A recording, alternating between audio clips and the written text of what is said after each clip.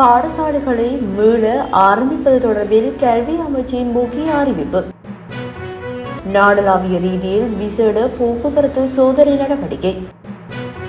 புதிய கிரிட் உபமின் நிலையம் தேசிய மின் கட்டமைப்புடன் இணைப்பு. நாடளாவிய ரீதியில் போராட்டம் முன்னெடுக்கப்படும்.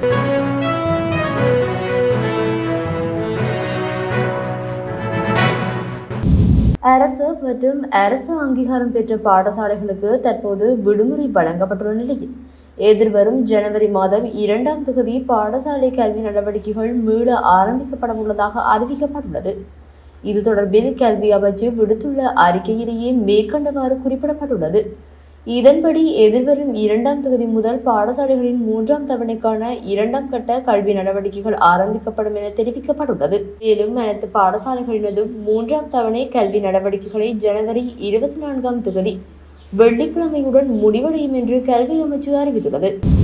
இன்று முதல் பண்டிகை காலம் முடியும் வரை நாடளாவிய ரீதியில் போக்குவரத்து போலீஸ் உத்தியோகத்தர்கள் கடமையில் ஈடுபடுத்தப்பட்டு பயணிகள் போக்குவரத்து பேருந்துகள் மற்றும் ஏனைய வாகனங்களை சோதனையிடுவதற்காக விசேட போக்குவரத்து நடவடிக்கைகளில் ஈடுபட உள்ளதாக போலீஸ் தலைமையகம் தெரிவித்துள்ளது. அன்றைய நாட்களில் இடம்பெற்று வரும் பயணிகள் போக்குவரத்து பேருந்துகள் உட்பட விபத்துக்களை கருத்தில் கொண்டு பண்டிகை கால விபத்துக்களை குறைப்பதற்காக பதில் போலீஸ் அதிபரின் பணிப்புரைக்கு அமைய இந்த நடவடிக்கை மேற்கொள்ளப்பட்டு வருவதாக போலீசார் தெரிவித்தனர்.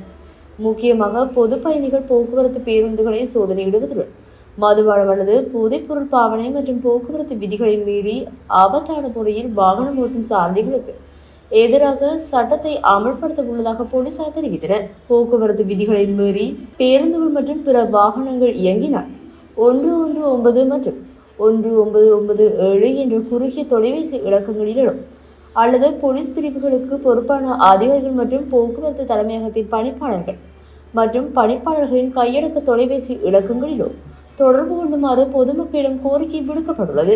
போக்குவரத்து விதிகளை மீறுவது அல்லது பிற குற்றங்கள் தொடர்பான காணொலிகள் இருப்பின் அவற்றை அந்த தொலைபேசி இலக்கங்களுக்கு வாட்ஸ்அப் ஊடாக அனுப்பி வைக்க முடியும் எனவும் போலீஸ் ஊடக பிரிவு அறிவித்துள்ளது. இலங்கையில் அதிஉயர் செட்புள்ளிகளை பெற்ற உள்வாரி பட்டதாரிகளுக்கு அரச வேலைவாய்ப்பு தேர்தலின் முன் வழங்கப்பட வேண்டும், இல்லையெனில் நாடளாவிய ரீதியில் போராட்டம் முன்னெடுக்கப்படும் என வடக்கு கிழக்கு உள்வாரி பட்டதாரிகள் சங்க தலைவர் சிறிஸ் கஜராஜா சர்வகியன் தெரிவித்துள்ளார். யாழ் ஊடக அமையத்தில் ஊடக சந்திப்பு ஒன்றினை நேற்று காலை ஏற்பாடு செய்து கருத்து தெரிவிக்கும் போதே அவர் மேற்கண்டவாறு தெரிவித்தார். இதுகுறித்து அவர் மேலும் தெரிவிக்கையில், வடக்கில் உள்வாரி பட்டதாரிகள் 2500க்கும் மேற்பட்டவர்கள் காணப்படுகின்றனர். இந்நிலையில் கடந்த 2021ஆம் ஆண்டு நியமனம் அரசினால் வழங்கப்பட்டது.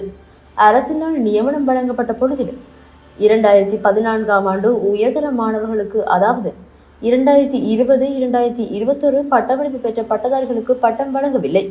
யாழ் பல்கலைக்கழகம் மாணவர்களை வேலைவாய்ப்பில் உள்ளிருக்க வேண்டிய தேவை குறித்து தெளிவுபடுத்தி கடிதம் ஒன்றினை வழங்கியிருந்தது. கொரோனா, குண்டுவெடிப்பு, பல்கலைக்கழக கல்விசாரா ஊழியர் சங்க போராட்டம் என்பன எமக்கு பட்டத்தினை பெறுவதில் தாமதம் ஏற்பட காரணமாக அமைந்தன.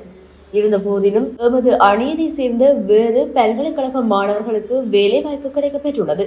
இந்நிலையில் கடந்த அரசாங்கத்துடன் நாம் பல்கலைக்கழகம் எமக்கு வந்த நியாயபூர்வமான கோரிக்கையை முன்வைத்து கலந்துரையாடலை மேற்கொண்ட பொழுதிலும் அரசாங்கம் மாறிவிட்டது. ஜனாதிபதி அனுரகுமார் திசாநாயக்கவிற்கு கடந்த அக்டோபர் மாதம் 1ஆம் தேதி விரைவு தபாலை அனுப்பினோம். நவம்பர் மாதம் 4ஆம் தேதி பிரதமர் ஹரணிக்கு விரைவு தபால் அனுப்பிய பொழுது எமக்கு எந்த பதிலும் வழங்கப்படவில்லை. அரசுக்கு சார்பானவர்கள் ஜனாதிபதி தேர்தல் முடிய பேசலாம், பாராளுமன்ற தேர்தல் முடிய பேசலாம் என தெரிவித்தனர். இரு தேர்தல் முடிந்தும் எந்த பலனும் இல்லை. தேசிய கல்வியியற் கல்லூரிக்கு தெரிவு செய்யப்படும் மாணவர்கள் எம்மை விட குறைந்த அளவிலான செட்புள்ளிகளுடன் உள்ளிருக்கப்பட்டு பின்னர் நியமனத்துடன் வெளியேறுகின்றார்கள். பின்னர் நாம் படித்து முடிக்க முதல் அடுத்த கட்டத்திலேயும் தொடர்கின்றார்கள். கூடுதலான புள்ளிகளை பெற்ற நாம் பெயிண்டிங், கூலி, சந்தை வியாபாரிகளாக உள்ளோம். தற்பொழுது போட்டி பரீட்சை குறித்து பேசுகின்றனர். நல்ல விடயம், எமக்கு ஆட்சேபனை இல்லை. எனினும் அதற்கு முன்னர் உள்ளவர்களுக்கு பரீட்சை நடத்தப்பட்டதா? மேலும் தொல்லியல், சமூகவியல், தத்துவவியல் ஆகிய பாடங்களுக்கு வர்த்தமானியில் போட்டி பரீட்சைக்கு கோரப்படுவதில்லை. அவர்கள் பட்டதாரிகள் இல்லையா? ஆக இங்கே போட்டி பரீட்சைகளும் பாரபட்சமின்றி நடத்தப்பட வேண்டும். வடக்கிலே சிங்கள மொழி 2ஆம் மொழி கற்கை நெறிக்கான ஆசிரியர் வெற்றிடம் உள்ளது. திணைக்களங்களில் மாகாண சபையின் கீழே மொழிபெயர்ப்பாளர்களுக்கு வெற்றிடம் உள்ளது. வெளியே தகுதி வாய்ந்த பலர் உள்ளனர். தெல்லிப்பளை பிரதேச செயலகத்தில் மொழிபெயர்ப்பாளர் வெற்றிடம் உள்ளது. அரசாங்கம் 35,000 பட்டதாரிகளை உள்ளீர்ப்பதாக கூறிய பொழுதிலும் இதுவரை நடவடிக்கைகளை முன்னெடுக்கப்படவில்லை.